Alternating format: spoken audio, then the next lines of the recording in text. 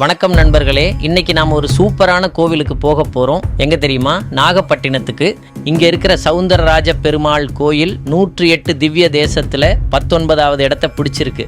இந்த கோவிலோட ஸ்பெஷாலிட்டியே இங்கே பெருமாள் நின்ற கோலம், கிடந்த கோலம், அப்புறம் இருந்த கோலம்னு 3 விதமாகவும் நமக்கு தரிசனம் தர்றார். ஆனால் இங்கே இருக்கிற ஒரு பெரிய ஹைலைட் என்ன தெரியுமா? அது அஷ்டபுஜ நரசிம்மர் சன்னதி தான்.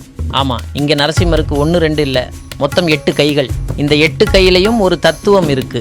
ஒரு கையால் பக்த பிரகலாதனை ஆசீர்வாதம் பண்ணுறாரு, இன்னொரு கையில் பயப்படாதேன்னு நமக்கு அபய முத்திரை காட்டுறாரு.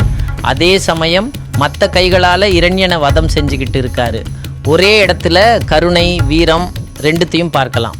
சரி, இங்கே மூலவர் பேர் சவுந்தரராஜ பெருமாள்னு சொன்னேன் இல்லையா? ஏன் இந்த பேர் வந்துச்சு?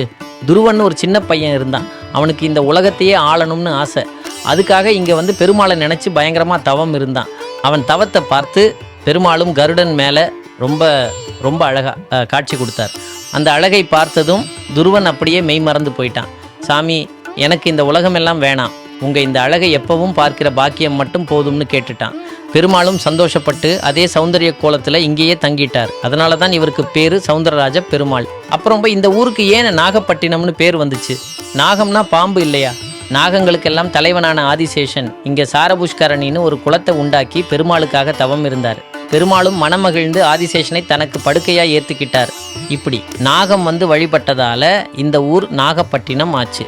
இந்த கோவிலுக்கு வர்றவங்களுக்கு முக்கியமாக கால சர்ப்ப தோஷம், கல்யாணத்தடை, இந்த மாதிரி பிரச்சனைகள் எல்லாம் நீங்குதுன்னு ஆழமாக நம்புகிறாங்க. என்ன நண்பர்களே, அடுத்த தடவை நாகப்பட்டினம் போனால் இந்த சவுந்தரராஜ பெருமாளையும் அஷ்டபுஜ நரசிம்மரையும் கண்டிப்பாக தரிசனம் பண்ணுங்க.